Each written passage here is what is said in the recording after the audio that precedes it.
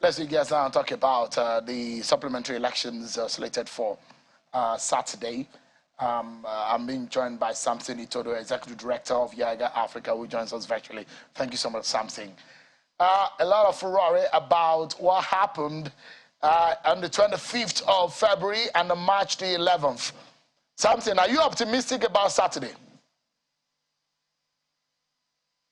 Well, Sean, good evening, Nigerians. Cautiously optimistic about Saturday. There are a few issues that are on the table, and the fact that, yes, this election will be concluded on Saturday. We hope that, the election for the state constituencies and the governorship elections, as well as the National Assembly elections, will be concluded. So we can draw a curtain to the 2023 general elections and begin to review, identifying lessons and chart a way forward for our electoral process. One biggest concern that we have is the level of turnout for the supplementary elections, because for some voters, they're suffering from fatigue. And so will they show up to vote on Saturday is a huge source of concern. And we still project that there will be low turnout in Saturday's election. I think INEC has an opportunity to redeem itself with respect to the management of the logistics for the supplementary elections. And we hope that the Commission has maximized, the last couple of weeks to produce those materials and ensure that polling units open early. Also, the issue around the management of the collation of the results for the supplementary election is one that we all need to keep our eyes on, ensuring the transparency of the process, but more importantly, compliance with the guidelines for the management of results as enshrined in the electoral law, as well as INEC guidelines, because some of these supplementary elections, quite frankly, shouldn't have been declared by INEC, but for this misinterpretation and misapplication of the guidelines in relation to what's the consequence for overvoting, or what's the consequence for disruption of elections, and all that. And if INEC, had also utilized its powers, to review the declarations made in some of those cases, maybe we wouldn't have this high number of supplementary elections. So keeping our fingers crossed, INEC has an opportunity, but the voters also have an opportunity, to assert themselves as kingmakers to determine who becomes the winner of the election on Saturday. So elections, the governorship elections are supposed to be concluded in two states. That is Kebbi and Adamawa State, which the elections are hanging now. With all of the controversies that we saw, and those who say in some other states where you had similar scenario play out, and they will easily give you a situation in Ogun, in Kaduna State, where you had more votes that are available or possible potential votes compared to the cancelled vote where those elections were declared, that happened in Kebbi and Adamawa State. What is your view in this respect, and how INEC should handle what could be a potential litigation on these matters? I think there's no point actually restating the fact that a lot of these elections will be resolved by the courts. So I wouldn't toe that line. But I think what INEC needs to do is to ensure three things as it moves to Saturday. That the returning officers and the collation officers must strictly enforce and implement the guidelines, but also the Electoral Act. What we saw in the first round of the election was quite disturbing, where some collation officers and returning officers, interpreted provisions of the Electoral Act as well as the guidelines based on their own interpretation. And the fundamental question is in the course of the training of these coalition officers and the returning officers, and what is contained in the manual, didn't they receive adequate information about how to deal with those cases? And my understanding is, yes, they received this information.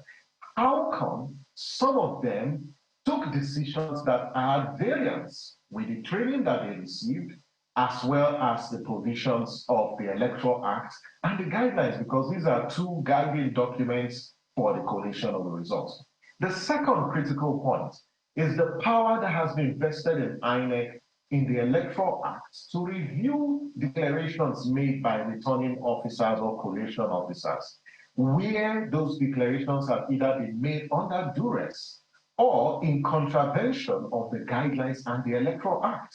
So INEC needs to instrumentalize that power to advance electoral justice and not gloss over certain infractions by collation officers and returning officers, because we know that some of them may or could be compromised, by politicians. The third thing that needs to be on the table as we move to the supplementary elections is the fact that the collation centers have become the battlegrounds during elections. You can see what happened, in the governorship elections, where politicians recruited thugs and disrupted collation at those centers. And so for this election, especially the governorship elections, in fact, for all the elections, I hope that the security agencies will secure those collation centers at all levels, securing INEC officials, including observers as well as party agents. Secondly, INEC has said in the Electoral Act, even in the guidelines, that accredited media, accredited observers, and polling agents and party agents are entitled to be granted access to the collation centers.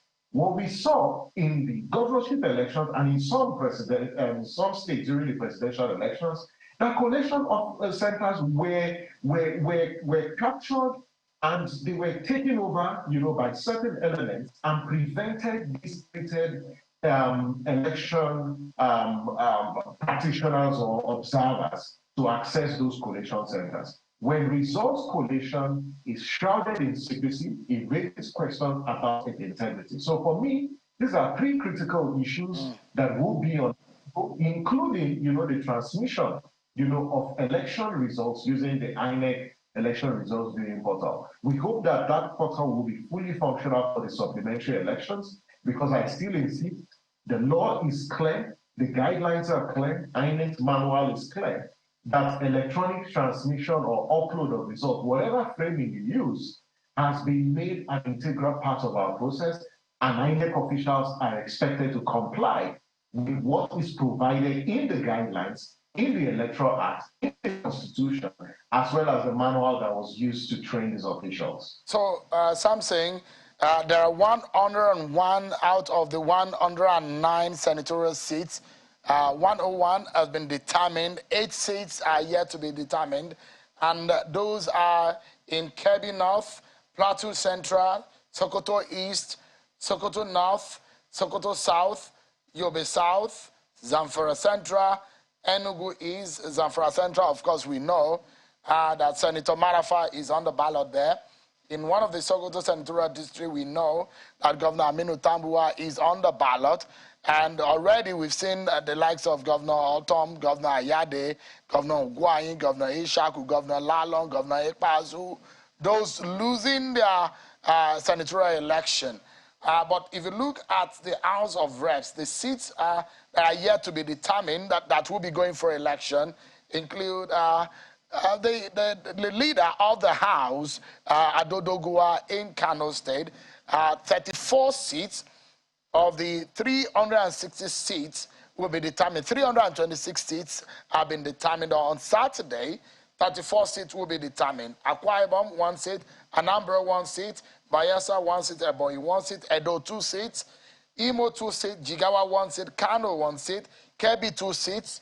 Kogi, 1 seat. Oyo, 2 seats. Rivers, 2 seats. Sokoto, 11 seats. Taraba, 1 seat. Zamfara, 2 seats. These are going to be very interesting election, isn't it, Samson? No, Sharon, they're very interesting. So based on the statement released by INEC, there are, 5 senatorial seats. There are 31 federal federal House of Reps and then 58 state constituency seats, as well as 2 governorship elections. And this is, these elections are very competitive and contentious, because if you check the reasons why these elections were not concluded on the first ballot, they were simply attributed to issues like overvoting, issues like violence, and you can clearly see that, yes, they are competitive, like you mentioned. And this is why everybody should pay attention to all, the 58 state constituency seats, the 31 federal House of Reps, and the 5 senatorial, including, the 2 governorship seats. Every election is important, and INEC needs to accord, as both citizens need to accord it the importance that it deserves. Because you shouldn't have a situation where voters will go out on Saturday on the 15th, but the politicians will still use this same of violence and disruption to undermine the credibility of the polls. And we want to urge INEC, if this happens, INEC has the power, based on the provisions of the Act and the Electoral Act and the Constitution, to take decisions to protect, the sanctity of the ballot. At the end of the day, it is the voters' preference, the voters' choice that should be upheld, and not the choice of any individual. All right. Samson Itodo, thank you so much for talking to us. Samson is the Executive Director of YAGA Africa and a lawyer. Thank you so much indeed for your time tonight. Thank you.